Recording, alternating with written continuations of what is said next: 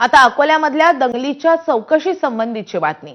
या दंगलीच्या चौकशी संबंधीच्या आदेशांचा सुप्रीम कोर्टाने फेरविचार करावा अशी विनंती याचिका राज्य सरकारने दाखल केली आहे। दंगलीची चौकशी करणाऱ्या पोलिसांच्या एसआयटी मध्ये हिंदू आणि मुस्लिम अधिकारी ठेवा असे निर्देश होते। पोलिसांना एकदा अंगावर वर्दी चढवली की तो हिंदू किंवा मुस्लिम राहत नाही असा निकाल सुप्रीम कोर्टाने दिलेला होता।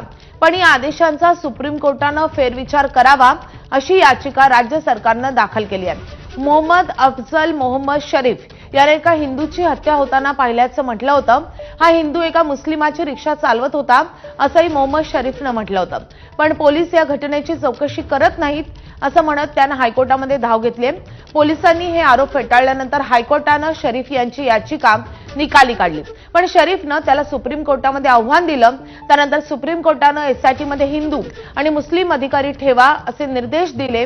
या निर्देशांना आता राज्य सरकारने आव्हान दिलंय।